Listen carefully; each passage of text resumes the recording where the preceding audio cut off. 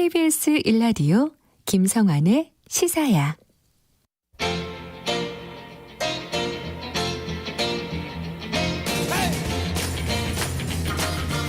한 주 동안 있었던 뉴스 가운데 우리가 조금 더 깊이 들여다봐야 할 이슈를 짚어보는 시간입니다. 뉴스의 외전 함께 하실 패널 두 분 소개해드리겠습니다. 평소 뉴스를 책임지고 계시는 분이죠. 김민아 시사평론가 모셨습니다. 안녕하세요. 안녕하세요. 오늘은 새로운 손님, 아주 반가운 손님이 찾아와 주셨습니다. 사실 저희 코너 제2 멤버 같은 분인데요. 김병민 국민의힘 비대위원 자리하셨습니다. 네, 반갑습니다. 네, 오랜만에 반갑습니다. 찾아뵙습니다. 예, 정말 오랜만에 뵙습니다. 네. 언제쯤 나와주시나 제가 항상 기다리고 있었는데 오늘에서야 만나뵐 수 있게 됐네요. 근데 오늘 이제 나오신 김에 네. 최근 국민의힘의 움직임이 굉장히 좀 역동적이잖아요. 네. 서울시장 특히 보궐선거와 관련해서 후보들도 뭐 출마 선언이 맞습니다. 계속 이어지고 있는데요.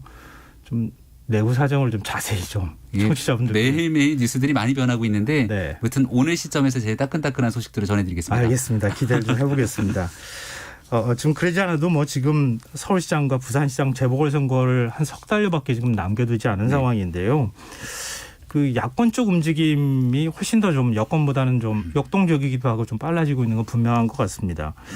근데 지금 한 전체 다 합치면은 10명 정도 출사표 던진 사람들이요. 후보라고 하는. 근데 그 청취자분들께서도 그렇지만 10명이나 됐어? 이렇게 생각하시는 분들도 있을 것 같은데 주목은 별로 못 받지만 출마 선언한 사람들까지 합하면 굉장히 많은데요. 일단 이런 상황 어떻게 지켜보고 계십니까? 아무래도 이제 우리 쪽 입장에서 국민의힘의 후보자들이 많은 이유 그리고 더불어민주당의 후보자가 좀 적을 수밖에 없는 이유는 이번 보궐선거가 출발됐던 원인부터 살펴볼 필요가 있기 때문에 그렇습니다. 박원순 전 서울시장, 오거돈 전 부산시장의 불미스러운 사건으로 치러지게 되는 보궐선거다 보니까 더불어민주당 여권 입장에서는 후보를 내는 것조차 사실은 굉장히 좀 부담스러운 상황일 수 있고요. 더군다나 문재인 대통령 정권 거의 말기에 치러지는 선거 과정이다 보니 계속 떨어지게 되는 지지율과 맞물려 있으면서 이번 선거에서 과연 승리할 수 있을 것인가에 대한 그런 어려움들이 더불어민주당은 조금 힘들게 감싸고 있는 것이 아닌가 싶고 국민의힘 입장에서는 이번 선거가 내년도에 있게 되는 대통령 선거에서 정권 교체를 위한 굉장히 중요한 시금석으로 보고 있고 여기에 서로 본인이 나가서 한번 이번 선거의 경선이 최종 후보가 되지는 않더라도 불쏘시개 역할이라도 뭔가 해보고자 하는 의지를 갖고 있는 사람들이 굉장히 많이 있습니다. 한 10명 정도가 된다고 말씀을 드렸던 건데 저희가 이제 본격적으로 당내 경선 후보자를 모집할 거거든요. 네. 지금 이분들은 의지를 표현한 거고요. 근데 막상 후보자 모집을 시작하게 되면 의지를 피력했지만 이 정도면 이제 내가 할 만큼 했다라고 또 빠지시는 분도 있을 거고 또 새로운 사람이 들어올 수도 있고 그런 판들은 이번 주가 지나고 한 열흘 정도 뒤쯤이면 보다 본격화된 후보 윤곽이 나올 거라고 봅니다. 언제부터 그 본격적으로 당내 경선에 들어가게 되는 겁니까? 일단 후보 경선하겠다고 공고를 붙이고 그리고 후보들에 대한 등록을 받을 거잖아요. 그게 한 이번 주 그 다음 주니까 제가 이제 열흘 정도라고 말씀드렸는데 한 열흘 정도 뒤쯤부터 후보 등록이 시작되면서 그때 그 주에 본격적인 후보군들의 면면이 드러날 거라고 봅니다. 근데 지금 그러면은 국민의힘 쪽에서는 한 열흘 정도 뒤, 한 2주 정도면은 후보 윤곽이 어느 정도 잡히고 거기에 이제 좀 이따 얘기하겠지만 국민의당 안철수 대표하고의 문제 뭐 이런 것들하고 같이 이제 복잡하게 얽혀 들어갈 텐데 여당은 상대적으로 좀 조용해요. 그렇죠. 지금 뭐 명확하게 나온다고 한 사람이 서울시장 나가겠다는 이제 우상호 의원 정도고 나머지는 이제 사실은 뭐 좀 불명확하다 이제 이런 상황으로 정리할 수가 있겠지만 근데 뭐 물론 나오긴 나오겠죠. 예를 들면 박영수 장관의 경우에는 거의 이제 나올 것이다 이렇게 보는 분위기고 그다음에 박주민 의원이 이제 서울시장 나올 거냐 뭐 이런 거는 본인은 뭐 고민한다고 하는데 아무튼 좀 분위기가 그렇게 야당처럼 뜨지 않고 있는 것만은 이제 사실입니다.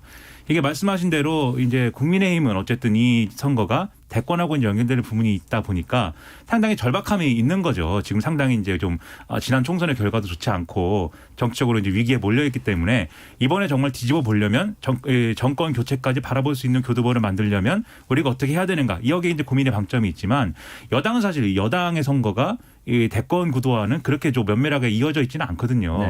그런 부분이 있다 보니까 좀 소극적인 지금 태도들이 있는 것 같고 그리고 이게 그렇다 하더라도 좀 민심이 막 이렇게 좀 긍정적으로 움직이고 있으면 또 지금 출마 선언하고 이렇게 좀 출마를 이제 고려하는 그런 분위기가 지금처럼 부담스럽지 않을 수가 있는데 사실 뒤에 여론조사 얘기하겠지만 솔직히 얘기해서 이게 여당의 불리한 여론 구도는 전혀 아니거든요. 지금 상황이. 네. 그러다 보니까 아무래도 분위기가 안 뜨는 것은 뭐 당연한 얘기다.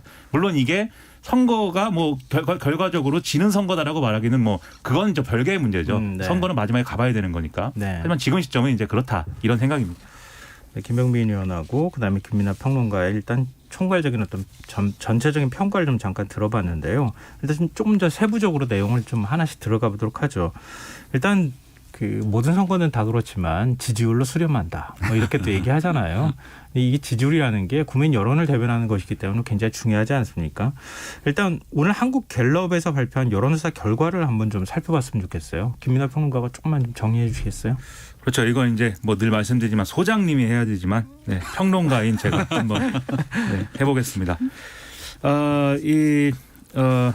여론조사 결과를 이제 제가 말씀드리겠습니다. 이게 방금 말씀드린 그 한국갤럽의 여론조사인데 4월 재보궐선거에서 현 정부를 견제하기 위해 야당 후보가 많이 당선돼야 한다. 이 답변이 이제 전체 응답자의 52%였고 여당 후보가 당선돼야 한다는 의견이 37%였습니다.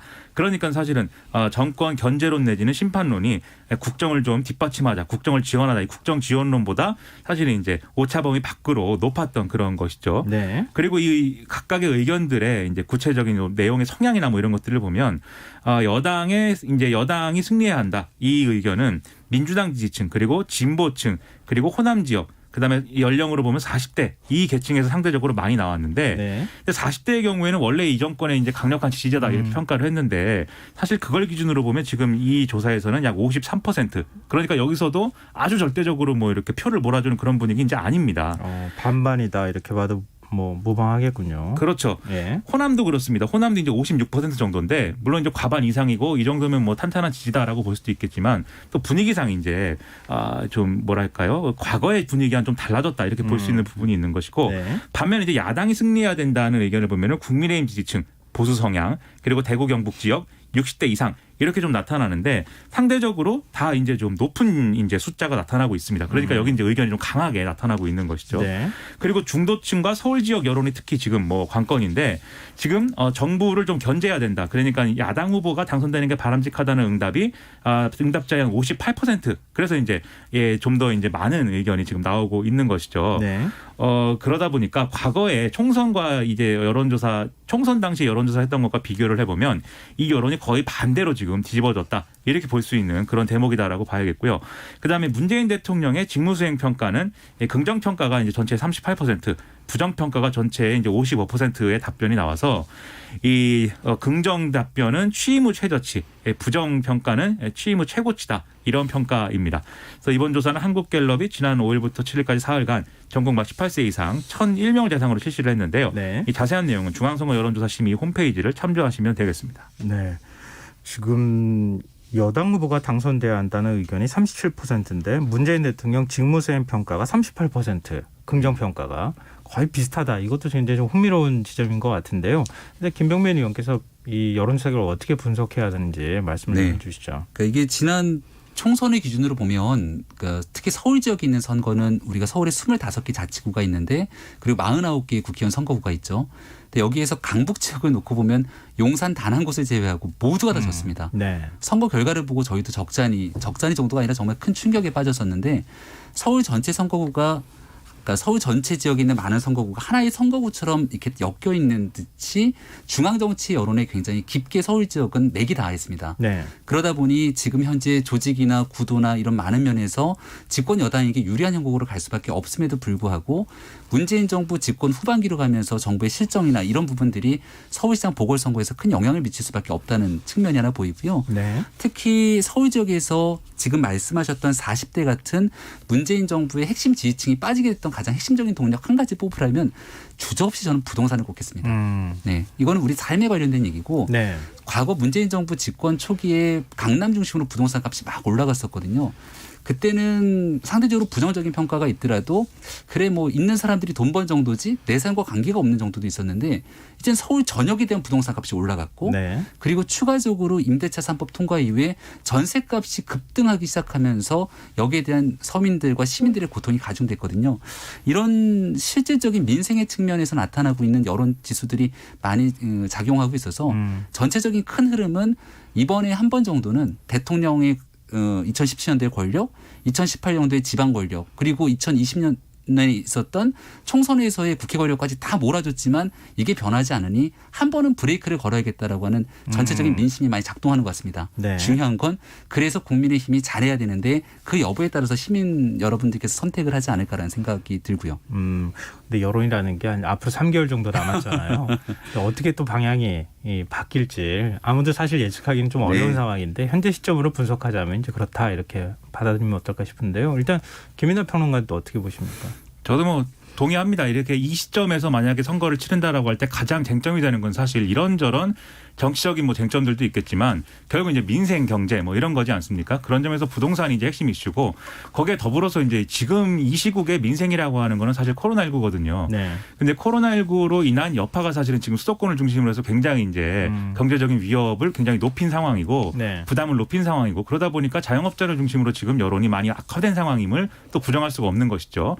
그런데 여기에 지금 이제 방역 실패 뭐 이런 평가들을 국민의힘이라든지 야당이 제기를 하고 있는데 네. 과거에 이제 좀 코로나19가 안정돼 있던 상황에서는 이런 사실은 비판들이 전혀 먹히지 않았습니다. 그런데 지금은 좀 그렇지 않은 상황이다 보니까 좀 불안한 민심 이런 것들이 좀 이런 여론조사상에 작용하고 있는 게 아니냐 이런 생각이고요. 거기다 더불어서 이제 좀 정치적으로 꼬였다라고 할 만한 것은 역시 이제 그 윤석열 검찰총장 문제인데 네. 이게 이제 사실은 뭐 없을 수도 있었던 문제였는데 생겼기 때문에 이게 좀 더 이제 좀 피해를 키웠다 이렇게 볼 수 있는 그런 맥락이 같이 작용을 하겠죠. 지금 김병민 의원께서는 네. 부동산이 핵심이 될 것이다 평가에 있어서 그렇게 말씀해 주셨는데 부동산 문제에 대해서는 어떻게 보세요? 부동산이라는 건 사실 단기간에 이것을 이제 처리하기가 어려운 정책 문제죠. 왜냐하면 네. 결국 사람들이 평가하는 게 부동산 정책이라는 게 우리 사회에서 과연 바람직한 이런 부동산 시장의 모습은 어떤 거냐 이걸 기준으로 평가하는 게 아니라 지금 이제 김병민 비대위원 말씀처럼 집값, 그다음에 전세값, 그다음에 월세 이런 이제 나의 피부에 와닿는 거를 지표로 해서 이제 판단하기 때문에 네. 지금 재보궐선거까지 3개월 남았는데 단기간에 지금 뭐 집값이 잡힌다거나 뭐 전세 물량이 갑자기 쏟아져 나온다거나 이러긴 사실 좀 어려운 부분들이 있죠. 네. 그래서 이 부동산이 가격과 연동돼서 지금 사람들이 느끼고 있는 고통이라는 게 쉽게 해소는 안 되기 때문에 이건 지금 상수로 보고 갈 수밖에 없는 부분이긴 한데 네. 다만 이번에 이제 뭐 정부가 나름대로 상당 부분 이제 아파트와 관련돼서 물량 공급을 준비하고 있고 이런 계획을 발표할 예정이다라고 얘기를 하고 있고 이게 좀 시장에 영향을 미치고 좋은 영향을 준다고 하면 그래도 어느 정도는 이게 뭔가 정부가 그동안의 어떤 정책 방향을 좀 틀어서 실질적으로 역할을 할 수 있는 토대를 만들겠구나 뭐 이런 평가가 나올 수도 있겠습니다. 근데 다만 지금 시점에서는 그렇게 될까 약간 지금은 뭐 쉽게 낙관할 수는 없는 상황 아닌가 싶어요. 네. 근데 두 분이 전반적으로는 여론이 그렇게 좋지 못하다. 이게 지금 여론조사 결과로만 본다면 이제 여기에는 어느 정도 공감을 하고 계시는 것 같아요. 근데 정치권 움직임을 조금 더 살펴봤으면 좋겠는데요. 지금 국민의힘이 아무래도 움직임을 많이 보이고 있으니까 네. 얘기를 할 수밖에 없는데 어제 오세훈 전 서울시장이 출마 선언인 듯 아닌 듯한 네. 조건부 출마론이라고 해야 되나요? 조건부 출마 선언 같이 얘기를 했어요. 그 조건부 출마인지 조건부 불출마인지도 모르겠습니다. 그것도 사실. 얘기를 누가 그렇게 하더라고요. 이게 출마 선언인지 불출마 선언인지 잘 모르겠다고. 네. 이게 어떻게 해석해야 됩니까? 의미를. 김병민 의원께서 설명해 주시면 좋겠네요. 예, 뭐 여러 가지 해석들이 나오고 있는 것 같습니다. 오세훈 전 시장의 입장에서 한번 좀 생각을 해볼게요. 일단은 네. 오세훈 전 시장 입장에서 바라보면은 그런 얘기들을 합니다. 국민의힘에서 뚜렷하게 높은 지지를 받는 후보가 없는 상황에서 바깥에는 안철수 후보가 뜨고 있으니 네. 국민의힘에 그래도 높은 지지를 받고 있는 오세훈이 나가야 되는 것 아니냐. 이런 압박과 부담을 갖는다는 거예요. 네. 근데 또 일각에서 바라보면 2011년도 보궐선거가 이루어지게 만들었던 그 근본적인 원인은 오세훈에게 있지 않느냐. 이런 또 부담감을 동시에 갖고 있는 겁니다. 네. 그래서 여기에 오세훈 전 시장 입장에서는 내심 조금 뒤에서 이렇게 오 시장이 나갈 수 있도록 동력을 이렇게 받쳐주면 본인이 마지못해 나가는 그림을 혹시 고민했던 것은 아닌가. 네, 근데 이제 그런 측면들이 이어지다가 여러 가지 시기들을 조금 놓친 듯한 측면들이 보이고요. 어저께 나왔던 거는 안철수 전 대표가 우리 당에 들어오면 본인은 나가지 않겠다. 다만 네. 들어오지 않으면 본인은 나가겠다 이렇게 얘기를 하는 건 나름의 오세훈 시장 입장에서는 당을 위해서 나는 모든 걸 내려놓고 헌신에 충정이 돼 있다라는 것으로 보이는데 사람들이 또 비판적으로 바라볼 때는 아니 정치인이 결단 있게 얘기해서 나갈 거면 나가고 안 나갈 거면 안 나갈 거고 얘기를 해야 되는데 네. 이게 도대체 뭐 하는 거냐 이런 식으로 가버립니다. 이제 오세훈 전 서울시장 입장에서는 조건부이긴 하지만 얘기를 던진 거잖아요. 네. 제가 봤을 때 안철수 전 대표는 안 들어올 것 같아요. 안 들어올 것 같아요. 왜 네. 들어와서 치르자고 하지만 안 들어올 가능성이 훨씬 높기 때문에 그럼 오세훈 전 시장은 나가야 되는 것 아닙니까? 네. 그러면 이제 장수가 칼을 뽑았으면 뭐라도 썰어야 되는 거기 때문에 열심히 달리셔야 되는데 열심히 달려서 서울시장 경선에 뚫고 들어가서 후보가 되지 못하게 된다면 대선 주자로서 큰 치명상을 입을 수도 있습니다. 그래서 본인 스스로가 지금 내렸던 결정은 당을 위한 충정으로 이 당이 잘 가기 위해서 본인이 무엇라도 역할을 하겠다 이런 의미이기 때문에 그러한 충정을 어떻게든 서울시장 선거에서 당원들뿐 아니라 시민들에게 더 좋은 모습을 보여주기 노력하는 게 오세훈 전 서울시장에게 남은 과제가 아닐까 싶습니다. 김병민 비대위원께서는 일단 안 들어올 테니까 출마 선언으로 받아들여도 된다. 네. 이렇게 말씀하셨는데 김민하 평론가는 어떻게 보세요? 그러니까 이게 출마 선언이면 뭐 출마하겠다라고 하면 되죠. 아까 말씀하셨듯이. 그리고 뭐 오세훈 전 시장이 사실 그 스토리를 뭐 만들지 못할 것도 아닙니다. 왜냐하면 어쨌든 이게 박원순 시장에게 사실 시장직이 넘어간 것은 이제 오세훈 전 시장이 어쨌든 원인을 제공했다 이렇게 보지 않습니까? 네. 그 부산区투표 때문에. 그러면 그때 잘못을 바로 잡기 위해서 내가 나왔다라고 할 수도 있는 것이고 다시 이것을 뭐 그때 당시에 지금 보면은 사실은 내가 옳았다 뭐 이렇게 갈 수도 있는 것이고 여러 가지 논리는 가능하거든요. 그게 이제 보수 정치에서 어떻게 소화되느냐의 문제인 것이지. 네. 근데 그게 아니고 지금 얘기를 이렇게 갖고 나왔다는 거는 사실은 본인의 마음속에 있는 계산을 너무나 투명하게 이제 드러낸 것입니다. 그래서 저는 왜 이렇게 했는지가 의문인 것이 첫째, 서울시장에 그렇게 뭐 큰 칼을 빼서 이렇게 단칼에 이렇게 좀 도전할 수 있는 그런 생각은 별로 없다. 그러니까 대권에 직행하고 싶은데 네. 서울시장회를 뭐 나가야 된다라면 난 나갈 수 있다 뭐 이 정도의 온도이죠. 이 얘기는. 네. 첫 번째가 그런 것이고 두 번째는 서울시장 선거를 나가긴 나가는데 안철수 대표가 국민의힘에 입당을 하거나 통합을 해갖고 같이 경선을 치를 경우에 이길 자신은 없다. 그러니까 왜냐하면 100% 여론조사로 이제 승부를 볼 것이기 때문에 그럴 경우에는 그럼 나는 이길 자신이 없으니 안 나오겠다. 그냥 대선에 가는 원래 계획을 관철하겠다. 그런 얘기지 않습니까? 이런 얘기라면은 사실 이게 국민의힘에서 굉장히 힘 있는 빅카드라고 해서 그동안 많이 관심을 받았던 건데 오히려 자기 경쟁력을 스스로 깎아먹는 이런 출마 선언이 아니었나 이런 평가를 받을 수밖에 없는 거거든요. 네. 지지자 입장에서 이런 출마 선언을 한 후보를 과연 지지하고 싶어질까요? 저는 이제 그렇지 않을 것 같아서 이것은 오히려 악수이지 않았느냐 이런 출마 선언은 오히려 네. 시원하게 칼을 뽑는 게 낫지 않았을까 좀 이런 생각입니다. 근데 진짜 사실 안철수 대표를 어떻게 할 것이냐 이게 참 큰 고민 아니겠습니까? 근데 국민의힘이 볼 때는 100석이 넘는 의석을 가지고 있는 정당인데 지금 국민의당은 3석밖에 안 되잖아요. 네. 근데 이런 정당이 후보를 우리가 어떻게 품어안을 것이냐 이걸 당대당 통합으로 가야 될 것이냐 아니면은 진짜 입당을 한 다음에 그 경선을 치르는 방식으로 가야 될 것이냐 그 방식을 두고 굉장히 고민하고 있는 것 같아요. 이른바 뭐 박원순 모델이다 조순 모델이다 네. 뭐 여러 가지 얘기가 나오던데요. 이게 어떤 방식으로 지금 단일화를 추진하고 있는 겁니까? 비대위 회의에서 나오지 네. 않겠습니까, 얘기가? 회의에서 중요하게 다루지 않고 있습니다. 중요하게 다루고 있지 않다고요? 이유인 즉슨 네. 지금 나와 있는 여론조사를 보게 되면 우리가 흔히 말하는 후보군들을 부른 다음에 여론조사를 하게 될 텐데 그 후보라는 건 거론되고 있는 사람들을 중심으로 하지 않습니까? 네. 근데 지금 여기에는 우리 당의 여론조사에 잡히는 여러 후보들이 특히 가장 높은 지지를 받고 있는 게 나경원 전 의원 그리고 오세훈 전 시장 등 이 2명 정도 사람 그리고 플러스로 조은희 구청장 등이 쭉 있게 되는데요. 네네. 아직 본인이 나오겠다고 선언도 하지 않는 상태 속에서 안철수 현 대표는 본인이 나오겠다고 하는 상황 속에 여론을 잡는 거기 때문에 이게 본격적으로 전체적인 서울 시민의 여론을 그대로 반영한다라고 보기는 어려운 측면이 있다고 봅니다. 네. 중요한 건 앞서도 말씀드렸지만 한 열흘 정도 되는 기간 뒤에 우리 당의 본격적인 경선 국면들이 들어가게 될 것이고 이 경선 국면을 통해서 지금 있는 후보 혹은 바깥에 있는 더 나은 후보 이렇게 들어와서 굉장히 좋은 드라마가 연출돼서 한 명의 후보가 우뚝 서는 장면들이 보여지게 될 텐데요. 그게 정리되는 게 구정이 지나고 한 2월 말 정도가 될 겁니다. 그러면 2말 3초 정도가 됐었던 그 시기에 여론조사를 딱 지켜보게 되면 그때 과연 지금 나오고 있는 여론조사처럼 가게 될 것인가? 저는 완전히 다른 세상이 열릴 거라 보거든요. 그러면 완전히 다른 세상 속에서 지금 얘기하게 되는 전제는 안철수 대표가 굉장히 좋은 지지율을 갖고 있으니까 이걸 어떻게 단일화된 협상을 안 하면 큰일 나는 거 아니야 국민의힘이라는 전제를 갖고 얘기하는 건데 전혀 다른 세상이 오게 된다면 나중에 가서 그것은 크게 고민해야 될 변수가 아니게 될 수 있다는 거죠. 네. 제일 중요한 건 지금 국민의힘이 가지고 있는 정당의 지지율과 변화의 방향과 흐름들이 꽤 고무적으로 가고 있다는 것이고요.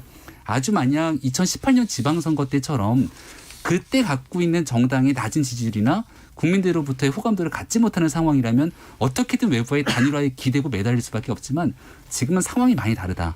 그래서 제가 거듭 말씀드리는 것은 이번 2월 둘째 주가 구정인데요. 구정 때의 여론조사를 한번 지켜봐 주십시오. 그리고 구정이 지났을 때 상황을 보면 아마 지금 하고 있는 이런 논의들이 굉장히 무의미한 논의가 될 수도 있을 거다. 이렇게 자신 있게 말씀드립니다. 근데 그 말씀하신 내용이 사실은 이른바 조순 케이스에 가까운 얘기죠. 그러니까 3자 구도임에도 불구하고 무소속으로 뭐 굉장히 인기가 좋은 후보가 나왔지만 그게 이제 박찬종 당시 변호사였기 때문에 그 나왔음에도 불구하고 이제 조순 후보가 당선됐다. 이 시나리오로 갈 수 있다는 말씀이신데 그러려면은 여기서 전제가 될 게 사실 3자 구도일 때 현실적으로 따졌을 때 3자 구도일 때 지금 야권이 이길 수 있다는 얘기가 됩니다. 그러면 결론적으로 얘기하면 그 얘기인데 지금 후보군을 놓고 봐도 사실 1대1 구도여도 마지막에 가면 조직력이나 이런 것들이 강하게 이제 작용을 할 거니까 1대1 구도여도 사실은 지금 장담하기가 어렵다라고 판단이 되는데 결국 3자 구도로 가서 이길 수 있다는 그 전제를 지금 얘기하기 곤란한 거거든요. 그렇기 때문에 안철수 대표와의 단일화를 논의하지 않을 수가 없다고들 얘기하는 것이니까 지금은 그래서 뭐 말씀은 그렇게 하셨지만 국민의힘에서 이제 안철수 대표와의 단일화를 고려하지 않을 수는 이제 없다고 이해가 되고 그렇기 때문에 김종인 비대위원장도 단일화 자체를 거부하지는 않는다라고 계속 이제 얘기를 하고 있는 거 아니겠습니까? 다만 그 시점이 이제 한 번에 국민의힘이든 아니면 내외를 이제 좀 아우르는 통합 경선이든 한 번에 이제 경선을 치르는 것이냐 아니면은 각자 이제 후보로 나온 다음에 이제 막판에 가서 어떤 여러 가지 경로를 통한 단일화를 치르는 것이냐. 근데 이것이 남은 거 아닐까. 그리고 시간은 안철수 대표에게 유리하지 않고 국민의힘에 그래도 상대적으로 유리할 수 있는 지점은 분명히 있죠. 왜냐하면 시간을 계속 가지고 말씀하신 대로 경선 일정들을 가져가면서 지금은 안철수 대표에게 밀리는 국민의힘 후보들이 이제 조직력을 키우고 하면서 붐업을 할 수가 있기 때문에 그런 부분들은 있지만 결국은 단일화 이슈를 외면하기는 어렵지 않겠느냐라는 게 많은 사람들의 생각입니다.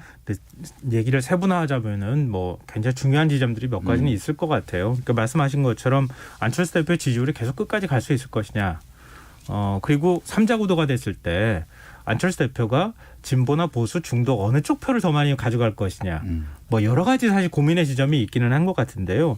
일단 나경원 전 의원은 뭐 오늘 라디오 인터뷰에서 프로그램에 출연해서 거의 마음을 굳혔다. 서울시장 출마에 대해서. 그러면서 2단계 단일화 가능성을 언급했어요. 앞서 말씀하셨던 것처럼 국민의힘에서 먼저 경선하고 안철수 대표 국민의당 쪽에서는 계속 이제 후보로 가다가 어느 순간 다시 한번 그 단일화하자. 이건 이른바 박원순식 모델이 될 수 있거든요.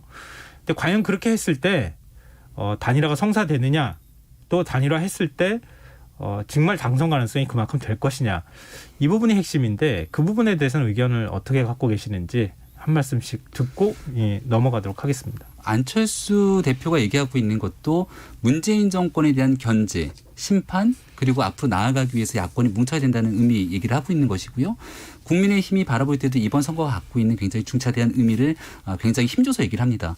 그러면 아마도 이번 보궐선거에서 문재인 정부와 결을 같이 하고 있는 정당이 아닌 나머지의 반대급부적으로 브레이크를 걸어야 된다고 생각하는 시민들의 마음을 외면할 수 있는 사람은 아무도 없을 겁니다.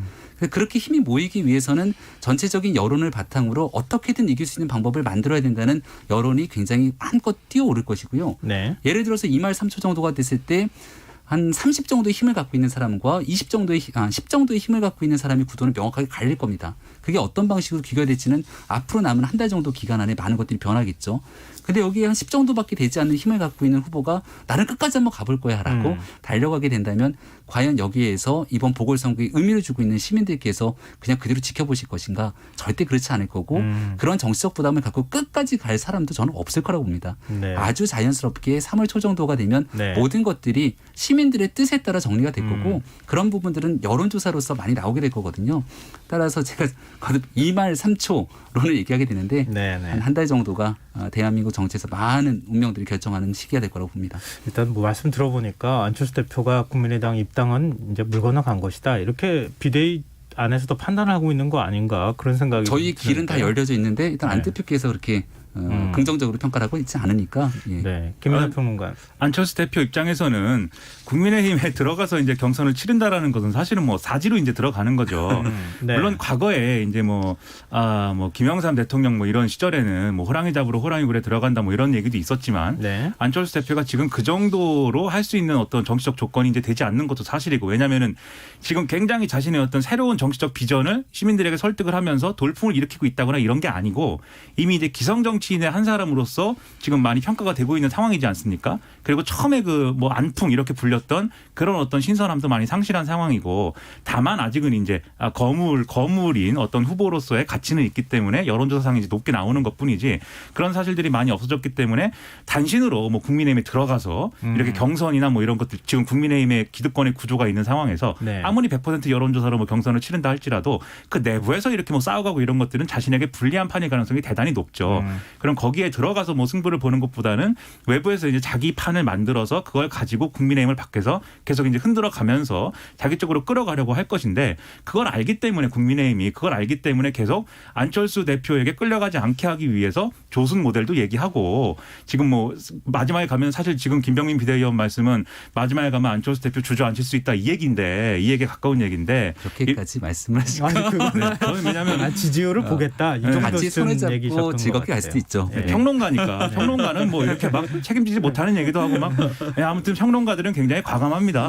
그래서 그런 것을 이제 상정하고 말씀하시는 것도 사실 안철수 대표에 끌려가지 않기 위한 그런 측면들이 큰 것이고 김종인 비대위원장하고 안철수 대표가 만났을 때도 사실은 뭐 보도를 보면은 내용이 이제 그런 대화였다는 거 아니겠습니까? 김종인 비대위원장이 들어와서 승부를 볼 것이면 들어오되 그렇지 않을 것이면 더 할 얘기가 없다 이렇게 말했다고 하니까 그런 모드로 이제 가는 거죠. 근데 결론적으로 그 상황 자체가 앞으로 뭐 단일화라든지 이런 뭔가를 시도할 수밖에 없다는 조건을 다시 보여주는 것이라서 사실 그런 차원에서 이해를 해야 되는 말씀인 것 같습니다. 네.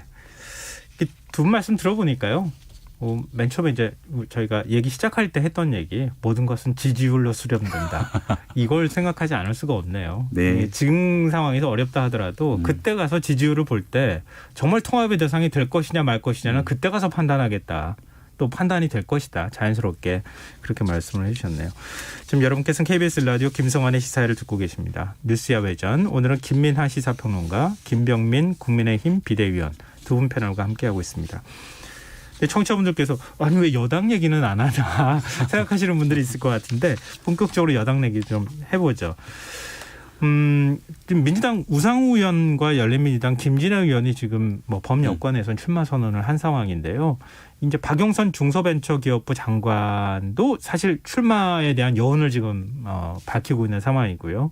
조만간 뭐 출마를 할 것 같다는 관측까지 나오고 있는데 여당의 어떤 그 선거 뭐라 그럴까요? 후보군 여기에 대해서는 어떻게 일단 바라보고 계시는지 좀 길지 않게 이거는 좀 짧게 말씀 부탁드립니다. 제가 잠깐 얘기 드리고 싶은 건 박용선 장관이 고민이 좀 깊은 것 같아요.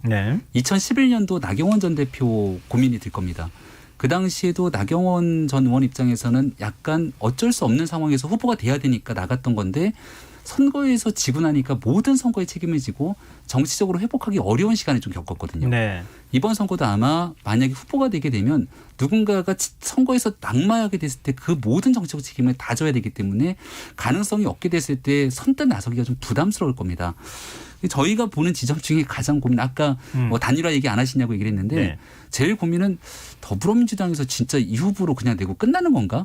이 고민이 제일 깊은 거거든요. 이러다가 깜짝 후보를 혹시 내는 건 아닌가에 대한. 불안한 거죠. 국민의힘에서 보실 때는. 이렇게 정말 이렇게 할까? 늘 이런 생각이 드는 겁니다. 그래서 적어도 지금 상황에서 박영선 장관과 우상호 의원 이렇게 정도로 선거를 경선에서 치르게 되면은 그렇게 서울 시민들의 이 다친 마음들을 열기 위해서 민주당이 선거를 잘 치르기에는 한계가 분명히 존재한다고 생각이 됩니다. 근데 지금 말씀하신 것처럼 현재 구도로만 본다면 우리가 유리하다 이렇게 말씀하시는 그 복선을 깔고 얘기하신 것 같은데요. 김민하 평론가 어떻게 보세요? 그러니까 그 여론으로만 보면 그렇게 말씀하실 수 있지만 앞서 쭉 말씀하지 않았습니까? 거쳐야 될 과정이 여러 개가 있기 때문에 국민의힘이 또 이 구도가 또 국민의힘의 유리한 구도다라고만 또 결론적으로 얘기하기는 어렵죠. 다만 이제 지금 여당의 이런 상황들이 좀 곤혹스러운 건 사실인데 박영선 장관은 결국 출마를 하게 되겠지 뭐 별 수 있겠습니까? 네. 워낙 이제 오랫동안 서울시장을 목표로 하고 있다는 평가들이 있었고 그런 상황에서 지금 이제 불출마 이렇게 하게 되면 사실은 불출마가 뉴스가 되는 거니까 박영선 장관의 여러 가지 정치적인 뭐 미래와도 볼 때 그거는 네. 이제 뭐 본인에게 손해이니까 승부를 걸어야 되는 시점이라고 보고 그러니까 이제 출마를 하게 될 텐데 말씀하신 것처럼 박영선, 우상호 이 경선 구도로 가면 그건 굉장히 재미가 없는 구도이고 네. 그게 뭘 위한 어떤 선거이냐도 좀 의문인 것이잖아요. 그래서 여당 입장에서는 제 생각에는 뭐 굳이 그런 깜짝 후보, 뭐 제3의 후보 이런 게 아니더라도 굉장히 여러 명이 경선에 나와서 사실은 같이 좀 분위기를 띄워주는 게 필요한 상황이죠. 그런 점에서 지금 뭐 주목되고 있는 게 뭐 박주민 의원인데 네. 박주민 의원의 경우에는 이른바 이제 그 민주당의 열성 지지층들의 뭐 인기도 얻고 있고 그리고 여러모로 뭐 개혁적인 마인드 뭐 이런 것도 있다고 평가가 되고 뭐 이런 것들이 있으니까 좀 경선에 같이 함께 하면서 앞으로 이 민주당이 이 선거를 어떻게 치르겠다라는 어떤 방향으로 치르겠다라는 이런 모습들을 보여줄 수 있지 않겠느냐 이런 평가인데 지금 고민하고 있다고는 하지만 결국은 뭐 여기도 선택하지 않을까 싶어요. 박주민 의원도 결국은 선택을 해야 되는 상황이니까. 그리고 여기 더불어서 더 있으면 더 좋죠. 예를 들면 대권에 간다고 하는 박용진 의원이라든지 이런 분들도 경선에 나오면 좋은데 뭐 다른 분들은 지금 현실적으로 나온다라고 얘기할 수 있는 분은 뭐 많이 없는 것 같습니다. 지금 그 우상호 의원은 열린민주당하고 통합을 당대당 통합하는 방안들을 얘기하고 있고 열린민주당에서도 지금 김진애 의원이 출마 선언을 하지 않았습니까? 그렇습니다. 그건 전체 판에 영향을 좀 어느 정도 준다고 보세요? 뭐 김진애 의원이 예를 들면 완주를 한다 뭐 이렇게 되면 사실 뭐 여당이 유리할 건 없으니까 선거구도상 열린민주당하고 이제 당대당 통합을 하는 게 선거구도상 유리하긴 하겠죠. 그리고 명분상으로도 사실 열린민주당과의 통합이 필요하다고 저는 생각을 하는데 왜냐하면 이게 결국은 이제 그 비례 위성정당 전략을 둘러싼 이견 때문에 여당에서 분리된 정당이지 않습니까? 냉정하게 얘기해서 이게 어떤 근본적인 정책에 대한 이견이나 뭐 이런 게 있는 지향하는 바가 다른 그런 정치적이 아니기 때문에 그 제도상의 어떤 그 문제 때문에 발생한 일이니까 그거는 이제 그 국면을 지나갔으니까 제가 볼 때는 이제 통합하고 합당하는 게 맞는데 그러지 않고 있는 것에 대해서 오히려 여러 가지 지금 뭐 다른 얘기가 나오는 거거든요. 예를 들면 국회 원내 운영상에 어떤 이득을 노리고 지금 뭐 양당 통합에 뭐 반대하는 기류가 있는 거 아니냐 이런 평가가 나오고 있기 때문에 네. 통합을 하는 게 맞다고는 생각하지만 또 지금 시점에 선거를 앞두고 나름대로 이제 열린민주당도 뭐 나름대로 의견 수렴을 해야 될 텐데 지금 그걸 일단 할 수 있는 시점인지는 사실은 좀 현실적으로는 의문인 부분이 있는 거죠. 네. 근데 뭐 후보군이 아직 뭐 그 지금 국민의힘처럼 많은 후보들이 나온 상황은 아니고 또 제3 후보가 나올 가능성도 뭐 배제하기 어려운 상황이니까 그건 나중에 또 다시 한번 저희가 말씀을 나눌 기회가 있을 거라고 생각이 되고요. 일단 여당 입장에서는 국정을 운영해야 될 책임이 있기 때문에 지금 코로나19 사태를 어떻게 해결할 것이냐, 좀 지금과 같은 대유행 상황을 좀 어떻게 안정화시킬 것이냐, 또 백신 문제도 있을 거고요. 그다음에 지금 4차 재난지원금 얘기도 지금 여당 내부에서 나오지 않습니까? 그리고 이낙연 대표가 쏘아 올린 사면론. 근데 이런 것들이 어떻게 앞으로 이제 한 석 달 정도 남은 기간 동안에 변수로 작용할 것인가 이 부분이 좀 궁금하거든요. 두 분 의견을 좀 부탁드립니다. 일단 뭐 백신과 관련돼서 백신이나 4차 재난지원금 뭐 이런 것과 관련돼서는 국민의힘이라든지 안철수 대표라든지 굉장히 이것을 정략적이다라고 접근을 하고 있는 것 같아요. 일단 지난번에 이제 총선 때도 사실은 재난지원금을 지급한 것 때문에 국민의힘이 많이 손해를 봤다 이렇게 평가하는 분들이 국민의힘 내부에 있는 것 같고 네. 그리고 백신과 관련돼서도 그 지금 백신 도입이 굉장히 늦어졌다. 백신 도입과 관련돼서 이 정부가 이제 실책을 많이 했다. 이렇게 국민의힘이 평가하고 있기 때문에 상당히 이런 부분에 대해서 비판적이라고 할 수가 있는데 뒤집어 얘기하면 그러면 4차 재난지원금 지급이나 백신 접종이나 이런 것들이 정치적으로 오해 소지를 살 상황이기 때문에 그럼 보궐선거 이후로 미뤄야 되는 거냐. 이제 그런 건 아닌 거죠. 네. 그러니까 이런 걸 가지고 정치적인 쟁점을 만드는 것 자체가 오히려 제가 볼 때는 비판받을 소지가 많은 것 같고 그래서 이 백신이라든가 재난지원금 이런 문제는 코로나19를 극복하는 그 상황, 그 맥락 안에서 사실은 평가하고 논쟁하는 게 바람직하다고 봅니다. 그래서 뭐 재난지원금을 다 주는 게 맞냐, 선별적으로 주는 게 맞냐, 얼마를 주는 게 맞냐, 뭐 이런 쟁점들이 있지 않습니까? 네. 그래야 건전하게 논쟁이 되는 거죠.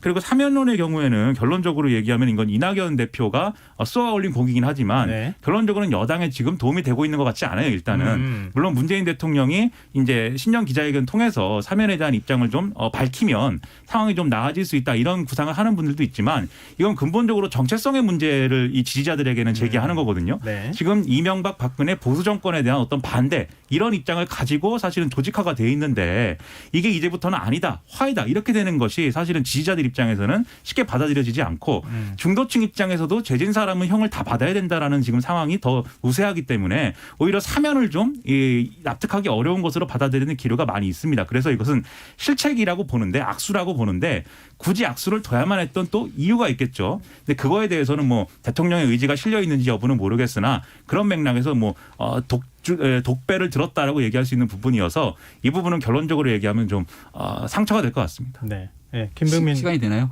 마지막으로 한 말씀 이걸로 정리 말씀과 함께 같이 얘기해 예. 주시는 걸로 합니다. 아마도 이번 선거에서는 코로나19에 관련된 문제들도 굉장히 큰 변수가 될 거라고 생각하는데 네. 4월 총선이랑 비교해서 한 말씀을 좀 짧게 드리겠습니다.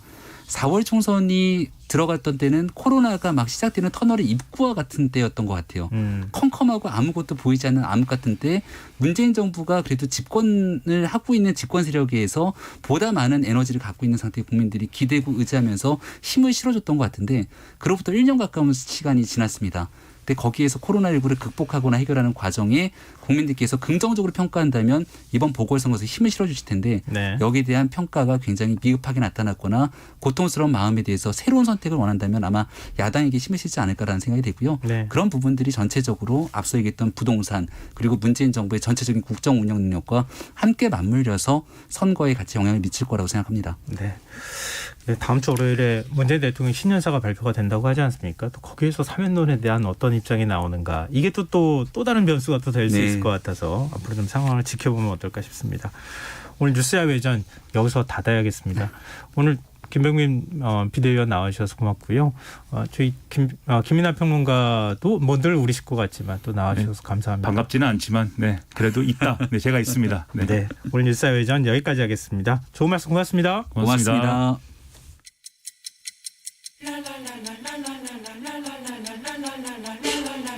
바쁜 당신을 위해 준비된 밤 시사야.